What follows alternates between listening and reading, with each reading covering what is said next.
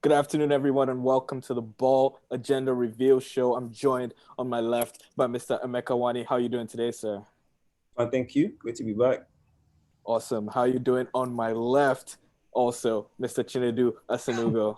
No I one on mean, my right today. we're back. I'm always on the other side. I don't really know what's going on here, but we back. Amazing. We have lots of content to get into, and we're going to start with Sheffield United, who are all but certain to be relegated this season, just by mutual consent, which I think they always say when they sack someone, but they want to keep it cordial. Have let go of Chris Wilder. I'm interested to know what your thoughts on that are. And I'll start with Chinedu. I mean, yeah, very sad to see. I'm very empathetic that they had to go through that. I think very long supporter of the club was Chris Wilder, and I think it obviously hurt Sheffield to do that. But end of the day, they are very low in the league, last in the league, and they're not playing the football they were playing last year. I think last year they had a solid defensive resilience to them, and they haven't quite had that this year. And I mean, there's many things you can cite. One of them might be like Gene Henderson leaving as well, but they just haven't looked up to it this year. So it's just kind of to save their faces, I guess, is why they did this. But hats off to Chris Wilder for what he's done at Sheffield, and best of luck in his next endeavors. Yeah, I think there's a Henderson thing for sure. There's also stuff like what even Chris Wilder said in his last post-match interview before he left. People like Basham missing, people like Egan missing. Basically, the whole defensive structure that he had built and the personnel that he had drilled in, kind of the system into, were missing through injury. And then kind of chopping and changing, never quite figuring out his attacking solutions because one day you have Brewster in, you have Billy Sharpin, you have McGoldrick. You just couldn't figure out the solution Ronaldo. this season. Yeah, so I think that a lot of things kind of came together, and it was just kind of sad that it all culminated this in what happened this season and how poor they've been. But I also just actually, Emeka, I'd love to see like what you think was behind that because obviously Heckingbottom is not going to save them. So what was the point of doing it right now versus waiting? Was it that last post-match conference that they're just like, yeah, we're done with that? Yeah. In terms of so just to add to what you guys said, you guys have covered um, most of it. In keepers now missing solidity of the defense, having to constantly chop and change, losing a top keeper in Henderson who's starting for the team that's second in the league at the moment. And just again, it's just unfortunately the price of over expectations. You know, they over achievements rather. They overachieved last year, and unfortunately, there's a complete turnaround. And you can understand. I know these things happen. The mutual consent. I call it the Jose Mourinho mutual consent, where both parties are just like, you know what, let's have a change. And lastly, another point I think that hasn't really been touched on as much. I think like Liverpool, they have also suffered with the lack of fans. That was a very big thing for them in their small stadium. They gave them a lot of energy with their five at the back. They harried teams. They were with physical. They really fed off the crowd before without that extra 5-10% that they had last year. Plus poor recruitment. Say Ramsdale was a poor. Fans said it from the beginning of the season. The poor choice of replacement for Henderson. And Ryan Brewster, imagine a team like Sheffield United, you're already low on cash, and you spend 25 million on a player like Ryan Brewster that hasn't played much football. He's a small technical player who doesn't fit your style. So just some really strange decisions from them that unfortunately has all culminated into them getting relegated. And they kind of mentioned this as well with the I think they were starting to change the system that they had with bringing in a technical director and taking away some of the basically it looked like Chris Wilder had all all control over recruitment, being the coach, so kind of the slightly higher than your traditional manager role. And now that they're probably because of things like the Brewster signing and kind of signings that didn't work out and money that wasn't spent well, especially in this COVID era, they took that away. So that was probably part of why Chris Wilder also was just feeling like he was losing control Yeah. of the team and the type of control he needs to really implement a system. But I honestly just think it was just it could have waited till the summer, really. I'm sure both of them wanted that. Like I said, he too, he must be going through a lot. He's a Sheffield man, Sheffield born and bred. He's like his boyhood club as well. So I think just one of those ones where it's like, they're going to plan for the future anyway. So, you start making these changes. I'm sure you start seeing some younger players, they start trying things that they're going to try for the championship. So if you're going to go another route, you might as well, because you're already gone anyway. So maybe get the new manager in, can see some of the youngsters under 23s, so you can start planning for the future. There's no point just keeping Chris Wilder there just for the heck of it. So they're planning for the future. And like I said, it's a mutual decision in quotes, but I'm sure he too wanted, change, let them move on. So I think it's for the best. There's really, it doesn't really make much of a difference anyway. If the fans were in the stadium, they would not have let that slide, because 5 years that he put into this club, bringing them from League One to just be sacked unceremoniously like that, they wouldn't have stood for that. You'd be surprised. I've read some comments. I think some fans too are turning, but yeah, you're right. I'm sure the overwhelming majority would have not been for it. But when you see the mutual consent thing as well, I'm sure they realize he as well, wanted a change. And yeah, like I said, if you're going to start planning for the future, you might as well do it now. There's no point just to keep him there if he's going to go anyway. So I guess maybe the overall discussion should be, should he have gone anyway? Should he have been the man to take them into next season to rebuild and go again? And we don't know if he actually wanted to do that. Maybe some of those decisions, personal decisions in the summer, made him question his own, career over there. Also, I'm kind of switching gears a little bit, but still on the topic of relegation. How has kind of what we thought or said previously a couple of months ago changed for you guys? Obviously, Sheffield are down, looking like West Brom will join them, but it's really getting interesting for who that last spot will go to. Brighton always have a way of, whenever it gets super tough, just pulling out 3 points randomly from nowhere.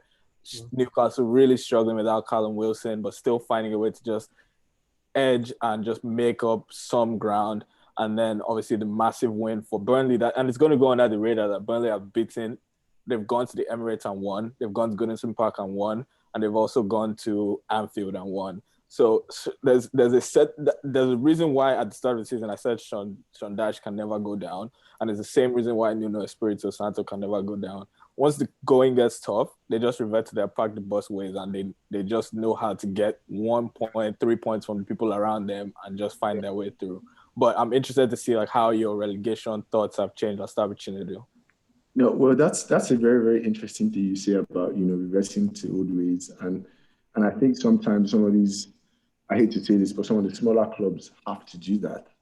Because you look at Fulham and when they played against Man City, and I'd say first of all they've been very, very good in recent weeks in picking up points here and there. But when they played against Man City, amazing first half, they were kind of on the front foot, and they were trying their best to go at Man City. But then neck to neck, toe to toe, Man City have the better players, and when it's down to it, Man City is going to produce the quality, and that's how they got run over in the second half. So sometimes it's like all these smaller teams, smaller clubs that are fighting, and you can say the same thing about Brighton and Graham Potter and why they always do that. But I would love to see a lot of these teams just be a bit less, I guess the word is aggressive, and just kind of try and settle for that point and frustrate teams. And that's okay. That's what Sheffield was doing last year when talking about five at the back. And a lot of these teams these days just don't do that enough.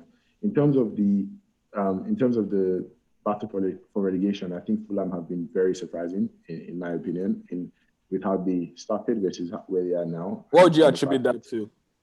I mean, there's a variety of factors, but what do you think? There's a variety of factors, but I would say change of Scott Parker was very, very, very bold in changing his personnel, and he did not hold up on that. Mitrovic doesn't.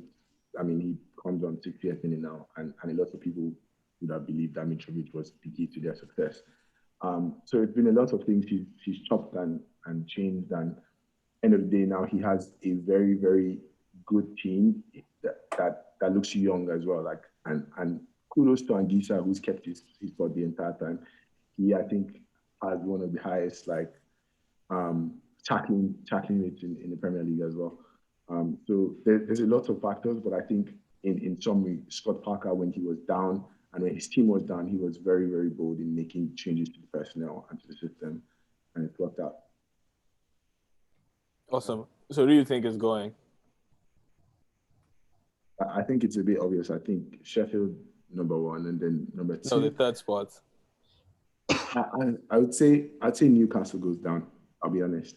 It's sad that a historically good team like Newcastle go down, but I think they're really struggling without Callum Wilson, and they're struggling to find goals. There's a And big game next week. yeah, and their team will be broken up. I think once people like Almiron will no longer play for Newcastle. There's no way. So Yeah, that's probably true. Emeka, how have your thoughts about the relegation battle changed? Yeah, so again, I think the standout one is Fulham. West Brom, Sheffield had been gone for. I mean, I've been gone for a while. I think in terms of their potential and where they were when we had a discussion a while ago. But I'll say Fulham for sure. I feel if they didn't have that start they did in terms of trying to figure things out, and before they changed their defensive personnel, like before Anderson came in, who has been fantastic. Imagine a Champions League quality centre back coming into your team and your relegation, plus even Areola's Champions League quality keeper. Exactly. You know what I mean? So before they had the and Tosin Adere, I don't even know how to pronounce his name, but Tosin. Let's call him Tosin. When Tosin, when he came in as well from City, and yeah, the partnership with Anderson and Tosin has been fantastic. And yeah, just the supporting cast as well. It just seemed to figure things out. In Championship, they were free flowing, and again, we thought they would just be defensive everybody was captaining them, but they changed defensively. They're extremely solid. They play with high energy. They play with pace. Like Chinedu said, they left their tried and trusted Mitrovic, that target man style, and they go now with Lookman, Caballero, Maja. Strength, pace, speed. So I really enjoy watching them play. They have a very good midfield. Like Anguissa and Lamina is underrated exactly. ball playing midfield. Exactly. And like I loved how they played at Anfield. So much confidence, even though I know that's free house at the moment. But Tailgate is open. I really enjoyed that. I wish unfortunately I still think they might go down. I just if they started this way, like I feel they might just have left it slightly too late, because Newcastle and Burnley, I know Newcastle almost every other year we think they'll go down, but I don't know, there's still that big club ginger that they have sometimes, and I feel Bruce can be extremely negative, and sometimes I feel that could actually help them. And I think for them are a better team, don't get me wrong, but I just think that they might have left it slightly too late, even though I know points wise is a wash. But I have a slight feeling that maybe Fulham might go just because they left it slightly too late. And Newcastle, for some reason, just know how to grind out the ugliest and dirtiest results. So that's what I'll go with. So I'll go with Fulham. I'll go with Fulham. No, I was going to say, fun fact, Anguissa is actually in the top 5 dribbles per. Always. Yeah. Always. Since La Liga. When he came, I said Anguissa, Partey. When I said they're better dribblers than some people, that people automatically I don't know what I'm talking about. Dribbling, according to all these stats, is taking the ball and running past someone. So, and that's why Adama Traore will always be number one on that. Exactly. Also, Mechanic Street. One of the managers of the year, unfortunately, as like we thought, has kind of been dragged into it slightly. Hasn't Huto, which has been a bit crazy, but he's not in that though. I know he's not, but I mean he's like 6 points off something crazy. They are one win away from like historically being secure. Yeah, I know. I mean, they obviously they will qualify, but like it's just kind of mad that their follow-up literally like 6 points. Thick. The thing is, you can't sack someone like Hassan Huto because that is one of Europe's most sought after coaches. Southampton are lucky to have. I don't even know how he got there. He can't get better, but questions have to be asked. I mean, Ings scored 22 goals last season. How many does he have this season? And he's been injured for most of the season. Yeah, but I just do. I still don't. In terms of the drop, though, from like I think questions obviously have to be asked in terms of the feasibility of the style, the energy. Is it conducive to a 38-game season in the Premier League? But if you think about it, all the teams above them are better than them. Is he as flexible? I don't think. I'm not sure. I mean, in terms of Crystal Palace and maybe Leeds. So maybe they shouldn't be 13. They should probably be like 11th. But everyone in the top 10 on paper is a better team than Southampton and better squad. I just think from where but I just think the drop has I don't, no matter how, even if you say the others are better, I think they've maybe lost something like 10 in maybe 15, something crazy like that. Yeah. But yeah, obviously, you wouldn't sack Hasenhuttl because the guys on the market are all the same guys who be coming. You know, that cycle of men, like then Pardews. Okay, Allardyce has come in now, got a job, but he'll be sacked again. And you know, the same Pardew or Pulis. white men or Pulis, all these guys. So yeah, of course you have to stick with him, but they need to figure out how they do things. Is Wilder a good fit? Exactly. No. See, no, I don't think so. For me, it's twofold. Though. Like, Fines makes a good point. Like, in terms of, sorry, I'm not sure. Yeah, in terms of like, that's kind of where you expect them to be. So I think it's twofold. First of all, that they are victims of that over expectation thing. They started off so well that that's why they're in a month now. We're talking about, where they are on the table. Because if they started off like averagely, then being where they are is not surprising. And secondly, I think we're kind of underplaying or undermining the impact of COVID throughout all of this, because they had a lot of problems with COVID and injuries at some point where their squad was very depleted. And so the thing about all these small teams is like when the quality of players, you drop off from Ings to even the next best person. I mean, Che Adams, sure, he starts as well, but you drop off to the next best person and all of a sudden you don't have those 22 goals in your squad where the goal is coming from. So I think COVID and injuries had a huge impact on where Sutton is right now. And the last point I'd make is on Salisu. Every time I watched him previously, I just couldn't get it. And commentators would hype him up, say he's this great person that they acquired. I just didn't get it. He looks so shaky. And I finally started making mistakes. And I'm just like, yeah, I saw this. Like, the mistakes just didn't lead to anything before. But now, like, they're leading to goals. And I just think they're back to their starting 11 being much better than the replacements. You don't have Vestergaard and Bednarek starting, and you have to bring in some people that are just not of the quality Southampton need. So that's the last thing I'll say there. Switching gears a little bit to the top four battle. What do we think? We saw Thomas Tuchel just not even that amazing form, because they drew with Wolves, they drew with Southampton, they drew with Man United, they drew with Leeds. So I can't imagine they've won too many games, because he probably had like 8 games with them, but they shot to 4th place and are looking like they might be the team that locks down 4th spot. But there's so many other teams right beneath them that just can't put that little run together to really put them under pressure. So I wonder, obviously our thoughts since then have changed, because Chelsea were 9th and looking like they were not doing anything this season. But what do you think right now for who ends up in top 4? I'll start with Emeka. Yeah, I think the thing about Chelsea is what's propelled them is that they've beaten their rivals in terms of that, for that spot. So they've drawn quite a few games, but they happen to beat Liverpool, they beat Everton, and which has really helped. They beat Spurs as well, which has really helped them overcome those ones. So yeah, in terms of how it's gone, I think we were all fairly confident that. I mean, about the top 2, I would say I'm still a bit surprised that Leicester have sustained it even with the injuries. So shout out to Brendan Rodgers. Like I thought, I knew they were a good team, but I just thought they always seem to get key injuries, and I thought without like key players like Maddison, for instance, they lost James Justin. Vardy has been out in spells, and now he's gone into a 5 at the back with 2 strikers, wing backs, and no wingers.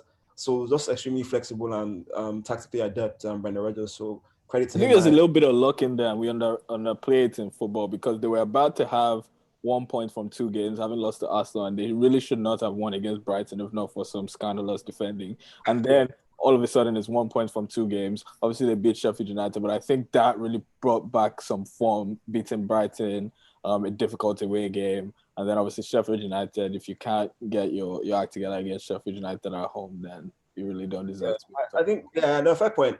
I think even before then, though, they've still been plodding along. They've been still one of the more consistent teams.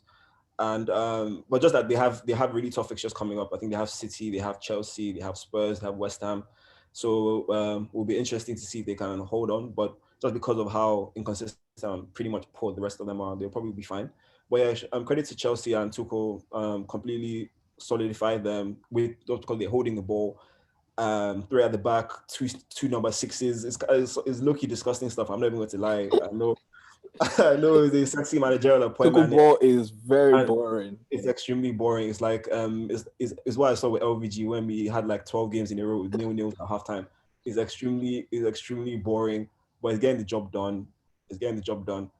And I think the top four as it is, if Liverpool win today, I'm sorry, I'm still going to say, like, if Liverpool win today, I think I'm still going to go with Liverpool. I'm just scared of those guys. So if Liverpool win today, then I think they will still make it. They are done, bro. They are But done out here. if not, because if they win today, they're just 5 points behind Chelsea in fourth. They are done. So, they are done. Yeah, but I think top four, the top three is settled. So it's just a battle for the fourth place. And I'll still go Liverpool just. You don't think Moises boys can pull it off? Nah. I don't know what he was doing against Man United. He should have just gone for that game. That was a weekend. Yeah, he blew it yesterday. That was what he was saying disgusting. That was the team he set up with yesterday, and the formation 5 at the back with Rice, Suchek, and Noble. Yeah, you make it like he's playing against Prime Barcelona. Like, I don't like how like that was just that. And then they go one go down, and then they bring on their team. And they bring on like bro, like why, like they bring on Benrahma, like why didn't you just start with them? Yeah.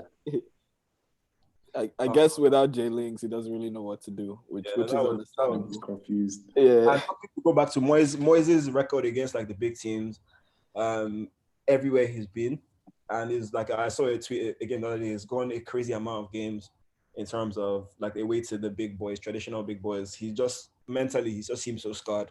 I don't know why. From his Everton days, he just seems to not be able to handle those games. So he always goes a bit too defensive, and again, like.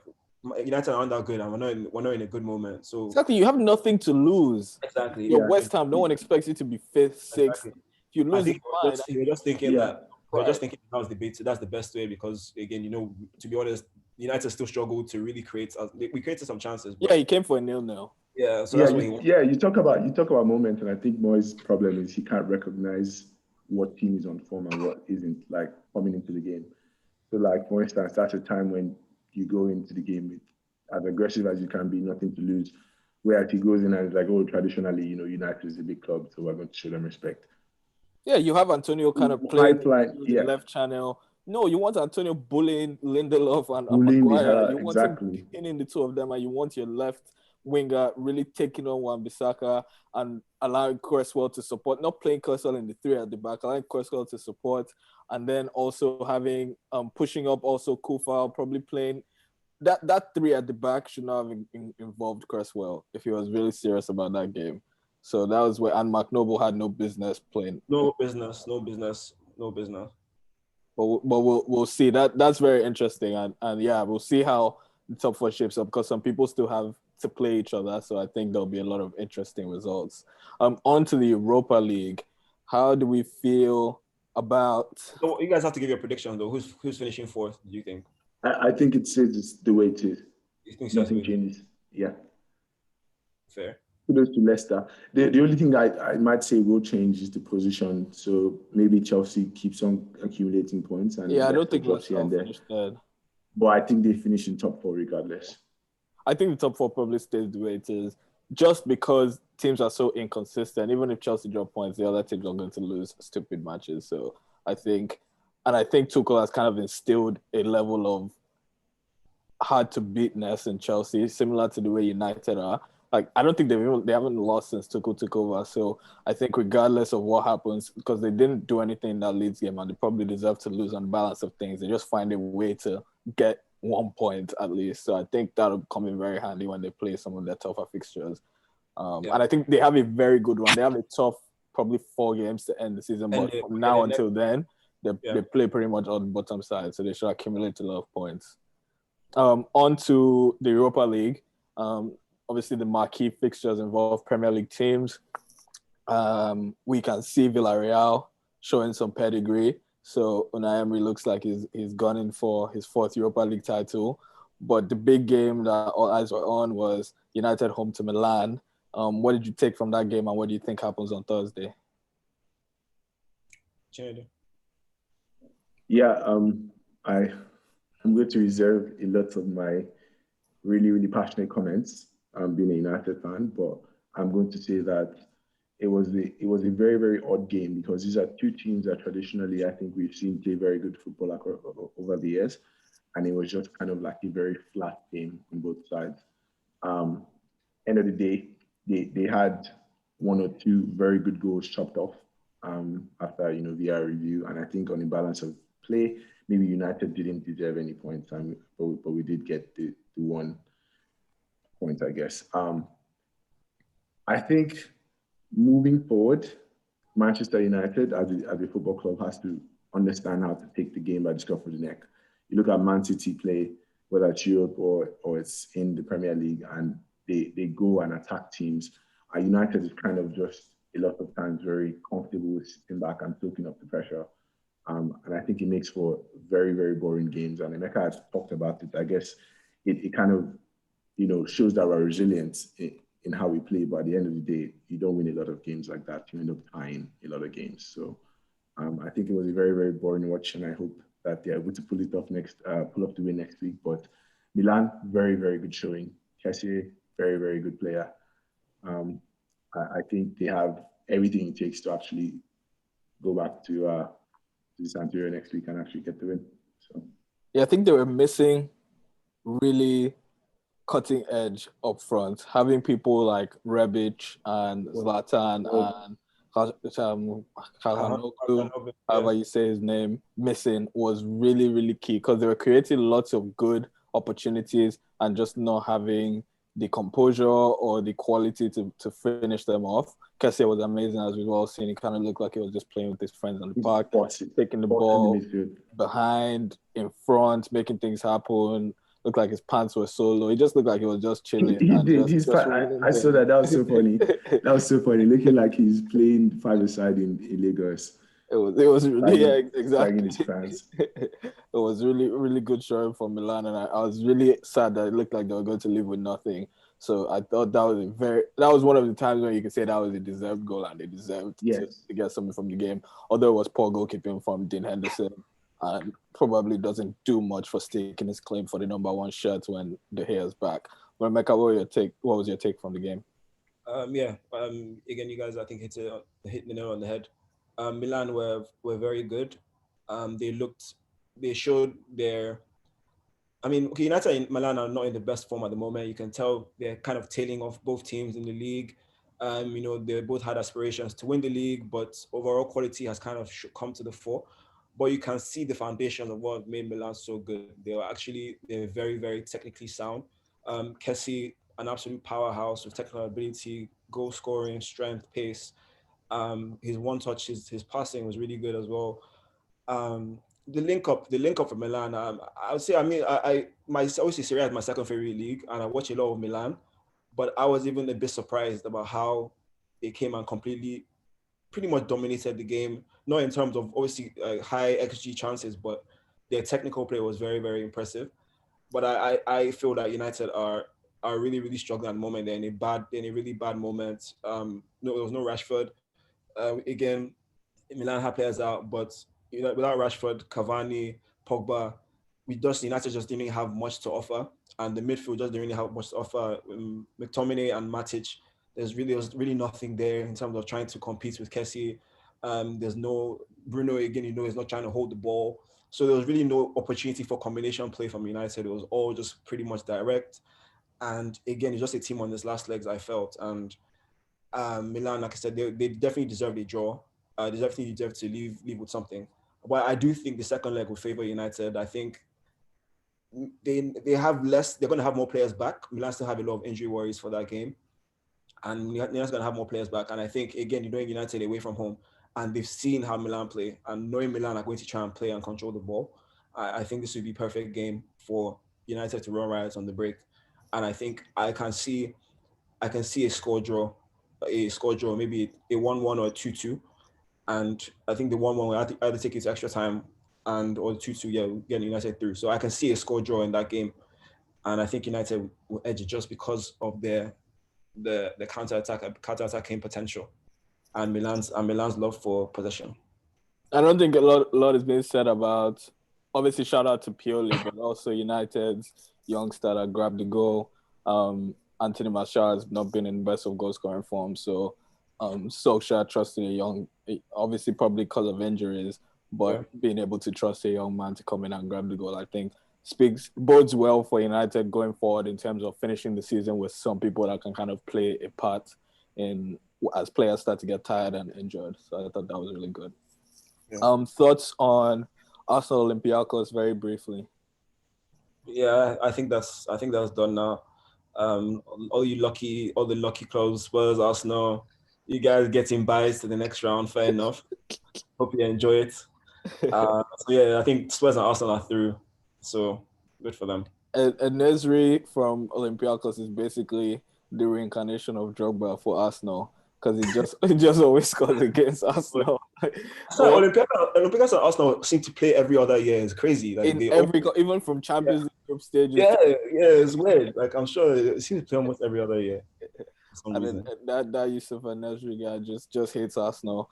Once they took him off in like the later on in the game, I knew okay, Arsenal were going to close it out, which was just a poor decision. I think it was 1-1 or something, or 2-1 at the time. It was like you took off your striker that punishes Arsenal all the time. Like you clearly don't know what you're doing, and then Arsenal got out to close the game. I don't know if you saw the Spurs. What you say? I was going to say. So who's you guys tip to win it all? But before I give that, I don't know if you saw the Spurs game, but those Zagreb players didn't come to play ball. They came for UFC. And how do you want the Spurs game? To take the whole thing is Villarreal have a great shot. All the Premier League teams have a great shot because I think over 2 legs, every Premier League team can beat. Every Premier League team left can beat every Premier League team left. And I think those would be my 4 picks. Yeah, but I'm leaning towards Mourinho.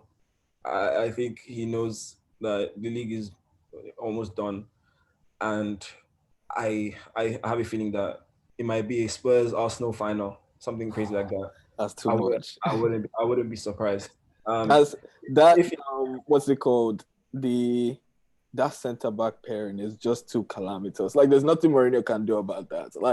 I just think, like you said, the quality the Prem teams have, like the strength and depth for 2 legs. I think the Prem teams just have their squads are built for Champions League almost. So I think that's what's going to help. I think whoever wins between United and Milan as well have a really good chance. I do think United have the best overall squad if everyone's fit left in the competition. I think United are the best team left in the competition if on form and if like with their players fit. But it's just this second leg against Milan is too dicey and I can't predict them because they might really be going out. But if they go through, I would back United too against. I think we can all agree that it's most likely going to be won by a Premier League team, especially because, like you said, Emeka, a lot of them are set up for Champions League football. So quality of players just immensely. Unai knows his Premier League team, so don't forget that. What do we think about Champions League? So far, we've seen Porto go through, we've seen Dortmund go through, and we're waiting on Chelsea, Atletico, Bayern, Lazio. So we've actually seen 4 teams go through. We've seen Porto go through, we've seen Dortmund go through, PSG. We've seen PSG go through, and what's the last one? Liverpool. Yeah, I've seen Liverpool go through. So Liverpool was pretty academic. Barcelona, I really thought if Messi scored the penalty on halfway stage, they would have gone through because PSG did not offer anything in that game, and we're definitely going to bottle it. And Moussa Dembele was missing chances here and there, just being very poor in the final third. Barcelona could have very easily taken that game, and it's funny how football is that I've been here talking about something else. Yeah, I thought Barcelona was superb. Like Barcelona, incredible. After I watched that game in my head, I'm like, I think these guys might win La Liga, especially now. Atletico Madrid are going to bottle it. I can smell it. Barcelona was superb, and PSG, even they just lost to Nantes at home yesterday as well. I don't know what's going on with Poch and PSG at the moment. It's not looking as free flowing as we expected. Barcelona was superb. They completely the patterns of play, the positional play, the offensive fullbacks. Alba was getting in behind all the time. Messi was doing his thing. Like I said, if not for Usman, he was just really lightweight up top. There were so many times where the guy is just so lightweight in that position. So But yeah, credit to we always slam Koeman and Barcelona, but fair play to them. I think I thought they played superbly well. And Messi's goal. I mean, I wouldn't per se. I watched the game, and I wouldn't per se fault PSG for the way they set up. They kind of had their work cut out for them. You're up 4-1 going into the game, and you score early enough, lock it up. Why still play? But they didn't lock it up. Is my thing. They try. I know. You see, that's the thing. If Barcelona had not shown up the way they did, they would have looked very, very secure in their win. But Barcelona was just so good that it looked like PSG was just exposed. And like you said, if Messi's got that penalty, literally changed the entire game. And that maybe brings me to a slight point about VAR. Keylor Navas was actually off his line. Verratti encroached as well, I'm pretty sure. Really? I saw Navas's. I thought his leg was on the line. They showed it and I was like, oh, okay. Yeah. His leg was and Verratti encroached. Okay. So I'm saying the point pick and choose. Yeah, pick and choose, exactly. The point of this is such a high-stake game. You want to implement VAR the right way, then look over that and make sure that the rules, especially because he saved it. So it just we go back to that VAR conversation, which is overflogged, and I'm tired of talking about it. But it's very much a very pick and choose situation with that. But I mean, you can't fault Messi on the day. He scores an absolute worldie of a goal, and so it's kind of like that roller coaster of emotions. That was like taking the game by the scruff of his neck. He just picked the ball up and was like, I'm just gonna blast this in the top corner. I actually screamed and I was like, what? Like the only time I screamed, the last time I screamed like that before that was 3-0 Barcelona against Liverpool at the Nou Camp, because that free kick that Messi had, I was like, there's no way I'm gonna score from it. When he scored, I screamed. I was like, what? A little agenda on the ball agenda review show is, if penalties are so easy, why is the GOAT missing a penalty? Messi hasn't missed a penalty for 6 years. That's what they said. What? That was his first penalty missed in 6 years. Maybe in Champions League, but he's definitely Champs, maybe. Yeah, no. 6 years is 2015. No, he's definitely missed. That guy has missed more. That's what I thought. I was like, Messi misses like pretty much. No, definitely misses every week. He actually scores more free kicks. If you take the free kick, I take the pen and back it to score the free kick first. That's fine. But yeah, so Chelsea, are we sticking with our original predictions? I don't know. I really don't know. I went to Atleti. I mean, I said Chelsea would do it before, so I still think Chelsea will do it. I went to Atleti, but this Chelsea new manager bounce is really bouncing. So I'm still going to do Atleti. And what Simeone did in that first leg was a bit unforgivable. Atrocious. Yeah. And I think also we need to talk about Ronaldo missing a free header in Porto Juve, and also breaking the wall and costing his team a very crucial away goal in extra time. What do we think about how 2 seasons in a row they've exited at the round of 16 since they acquired this so-called Champions League experts? I'm just asking. I think Messi and Ronaldo are going through the same thing. I just think then it. Well, Messi's playing with bombs. Ronaldo isn't playing with bombs. It's not playing, but like it's just a team lacking. No, carry on. Guys are carrying Ronaldo. No, America carry on. Business. But I thought my internet was going a bit crazy. I don't know if you can hear me. No, we can hear you perfectly. Okay. Yeah, it's a team very, very jumbled at the moment, I think. And yeah, of course, there's no excuse to do support, so they shouldn't have. Over 2 legs, come on. But yeah, I won't say it's Ronaldo's fault. I just think it's just Perlo too isn't impressing. Like Rabiot I thought was really, really good though. I don't know if he stood out. He was really, really good on the day. But yeah, the team. So was Cuadrado. Like Demiral, Cuadrado is amazing. Yeah, he's crossing. I never realized he was such a good crosser. I'm very curious to know how many crosses Cuadrado put in. And delicious crosses too. Yeah. I'm very curious. Chiesa was the standout for offensive player for them. Where has he been? He was looking like a young Ronaldo, almost like direct, pacey, energetic, strong. His off the ball movement was really good as well. He seems like the future of that attack. I think Chiesa is slowly starting to realize that he has to take up more responsibility on the team. Usually when you play with superstars like Ronaldo, the onus is always to pass the ball to them, and the onus is on them to carry the team. But Chiesa now is looking like he's understanding, hey, this can be my team. And Ronaldo now, there's rumors, going back to Real Madrid, as always, maybe linked with United as well. So people are starting to step up. However, I hate the fact that Bayern is here saying, Messi playing with bombs. Ronaldo looks like he's playing on a team that is very confused. They don't have a style of play. They don't have a system of play. Yeah. And so I'm they're not going good. to say, Like if you go to FIFA ratings, the Barcelona man said FIFA, probably just FIFA. their keeper. No, but probably just their keeper. And maybe Jordi Alba will be above 80. Pedri is probably above. Never mind. No, De Jong, maybe Griezmann. Okay, I give you Griezmann. Yeah, Dembele on this Pjanic. season. No. Pjanic should be like 78. Busquets be like 49. Griezmann. De Jong definitely. Like you have a team with Cuadrado, Morata, Chiesa. Don't call Morata's name here. Don't call Morata's name here. Not. Their whole defense, their keeper. Let me tell you, Morata is actually not a football player. Demiral is in, and Demiral, like them two, those guys two are young. They leaked Alexandro. Those are good players. I think they're just a bit confused. Like Chinedu said, Pirlo hasn't really figured out what he's trying to do. But I think we should credit Sergio Conceição and Porto. Sergio Oliveira guy from midfield is looking like another Bruno coming through because he's got like 15 goals in all comps for them from midfield. Technically, ridiculously good. I don't know if you noticed, like, it was just like not making people for fun. Yeah. Pepe, obviously. Turning the ball. Pepe, remontada. Pepe rolled back the years like a warrior. Like all he just needed was a bloody bandage on his head. That's all he needed. I didn't have him.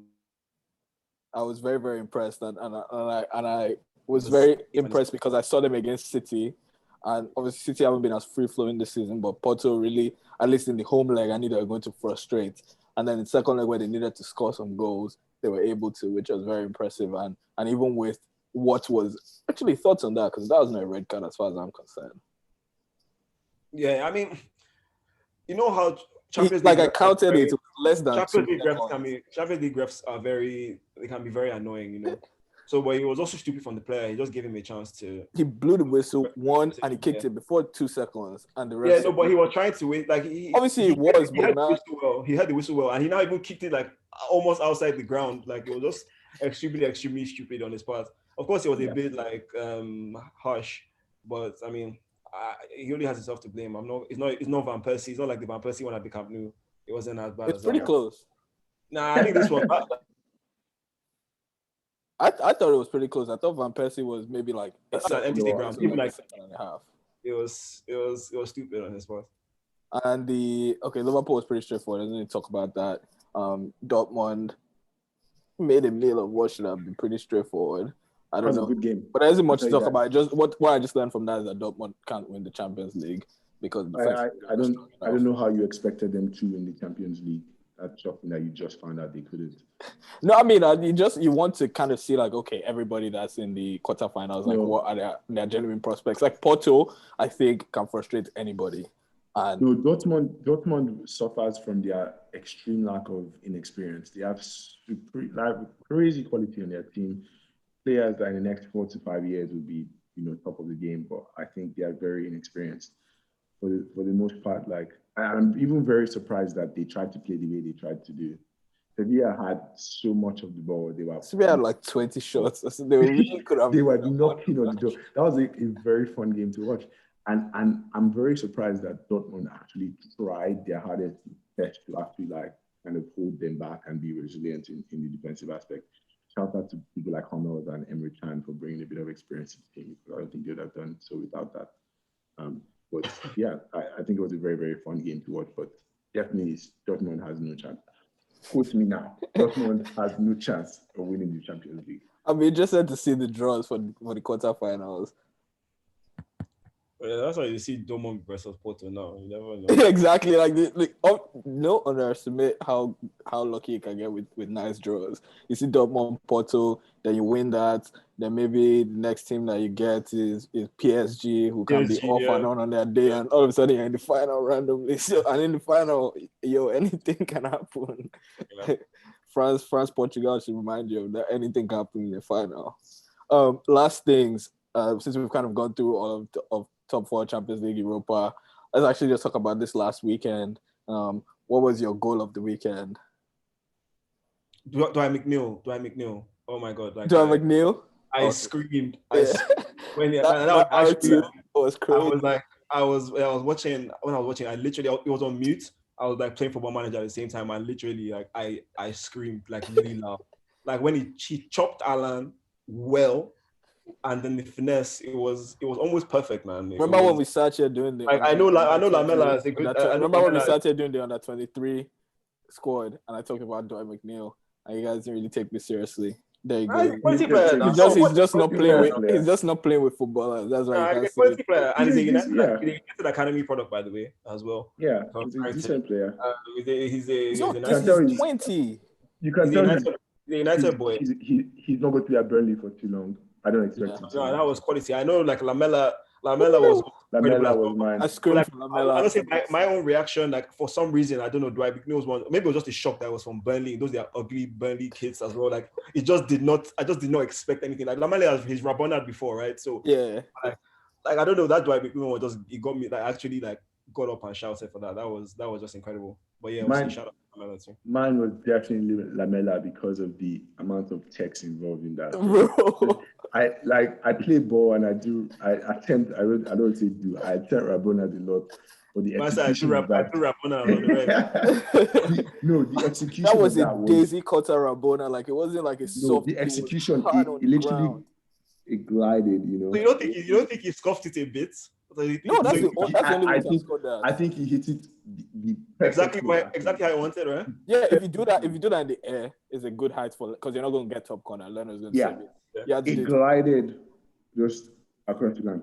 Perfect execution, perfect texture to keep it in North London derby as well. So I screamed because you had to have watched it in real time. The cross came in, Regulon put it in. You were kind of like, "What's Lucas doing?" And just out of nowhere, you just see this guy. I was like, they were all screaming as well, by the way. Yeah, did you just see Regulon behind him? Yeah, like, oh my god. Yeah.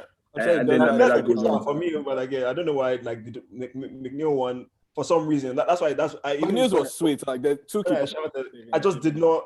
It's just the way it just all happened. Like the fluency, like the cohesion, like it was just almost all in one movement. Chop, then the finesse. So I mean, yeah, obviously, Lamela was Pickford. He didn't need to be that good to be Pickford. Yeah, I guess. Just need to be on target. Just that chop as well. And again, just almost the shock factor for me. Seeing that goal from Burnley, and again, it was just really, for me, that's what stood out the most. But yeah, Lamela's obviously probably a better shout. Awesome. Any last thoughts? We're coming to the end of this week's show. Anything you want the fellow ball agenders to hear from you before we close out? Yeah, so that's something we spoke about briefly. Like, so the under 21 team, the 21 teams that were just announced. And I was just thinking about the potential England have going forward. So how do you say this is different from the golden era? The Sven Goran Eriksson, Steve McLaren. The players are so much technically more sound, I feel. Really? In terms of the whole squad. So obviously we're not talking about the best in the world now. Like then rather, so like obviously the best in the world then were like Lampard, Terry, Rio. Of course they were the best players. But in terms of like the average English player now is actually very, very, very sound. I'd say you see the Grealish, the Mounts, the young Saka, Greenwood, always have tech like Kane, even actually the defenders when you have Trent and Luke Shaw, very, very technically sound. Chilwell as well. So I think my internet might be going off slightly. You're back. But yeah, so I think the average English player now is, I like the way it's going. I don't think Southgate is going to get the best out of them. But when you see like the team that was announced, I said Sancho is in there, Foden is in there, Trent is in there, Mount is in there, Saka is in there, Reece James. You see these defenders. Reece James can play midfield with ease. Then you still have like the likes of Lamptey is in there. Then the ones that went, there's like Max Aarons, technically really sound. Then you have like Eze, I said Greenwood, Odoi.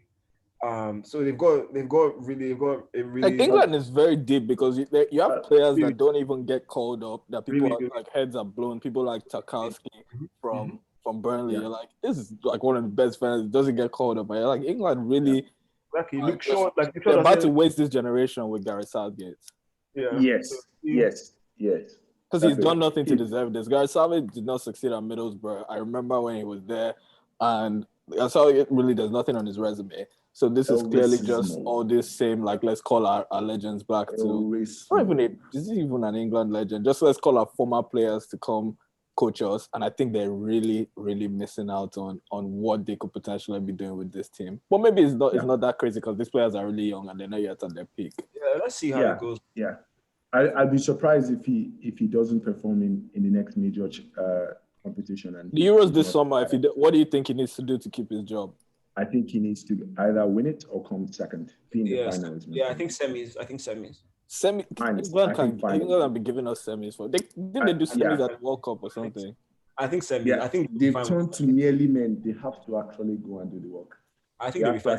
This was the first time they actually broke through. The World Cup, the first time they actually broke through in a while. So I think if they go to semis, I think they will probably give him one more chance. I don't think the expectation is that. You think they can put the next World Cup in his hands? I wouldn't be surprised. I think they're trying. It's almost like a social kind of thing where might not be the best man for the job, but I think they're trying to do some kind of long-term stability and to usher in these young players because, like I said, they have a really good young core right now. And like I said, when you have an attack of like Kane, Sterling, Sancho, like Grealish, all these men, like I think they're trying to. You think that maybe you need a more high-profile manager, but I think they're going for they've done all that with the Capellos and people like that. So I think they're trying to go more. If Mourinho is not in a job and he just won that one tournament, just get it done. Call up Jose. Someone in that group with the system. So I think that's what they're looking for. But their talent is frightening. Like I said, when you look at the field. For the amount of talent they have, I don't think they score enough goals. And I say this because I remember, I think I forget what the major competition was, but the last competition I watched them in, 60 or 70% of their goals are coming from set pieces, which is fine but not so sustainable when you have Kane, who is one of the best strikers in the world. I think I think a lot of that will change if they play Jack Grealish and have like a proper creative midfielder that can actually beat players, can actually play. I struggle with the 5 at the back system anyway. For their team, I don't think. I think he's alternated that a bit more recently, though. Like I think that 5 at the back was World Cup and a bit after World Cup. I know he still does it from time to time, but So like Fayam said, World Cup they played 5 at the back, and like you said, there was a lot of set piece goals. And they were using Henderson. But they didn't really have much of a creator at that time. But now with the likes of Mount and Grealish and definitely Phil Foden, who's definitely going to be on the play, no question. I think they have a lot more creativity. Yeah, and with the defenders now actually being more informed, like having like Luke Shaw, Maguire is on form, John Stones is on form. Maybe they don't have to pack the defense as much to try and compensate for maybe the defenders that went as were a bit more shaky at the time. But I said Maguire is playing his best football now for United. Stones is playing his best football at the moment. Luke Shaw is playing the best football of his career at the moment. So yeah, I think they could. The likes of Grealish as well, playing the best football he's ever played. Mount is playing the best football he's ever played. Declan Rice. Saka. Sancho is now on form. Yeah, Saka is playing amazing football as well. So as well is in the last couple minutes, let's actually do this. So if England play a 4-2-3-1, and I'll just go always Emeka then Chinedu, Emeka then Chinedu. I'll ask you each of the positions. So in goal. Dean Henderson for me. Easy. Left back.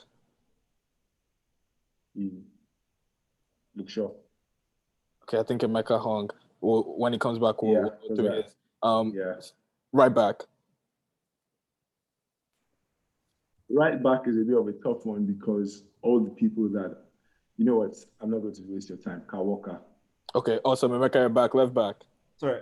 Yeah, Luke Shaw for me. Right back. It has to be Trent still. Okay, Chinedu. Walker. Kyle Walker. Yep. Okay. Left centre back. Just for that, like, are we saying our opinions or what we think Southgate? Yeah, if you are the coach, if you as the manager. Okay, if I was coach, okay. Trent still for me, yeah. Trent left centre back. Maguire, I think he was. I wouldn't play him, but what would you play? What would you play? What would I play? That's interesting. Come back to that. Okay. I won't just pass Maguire.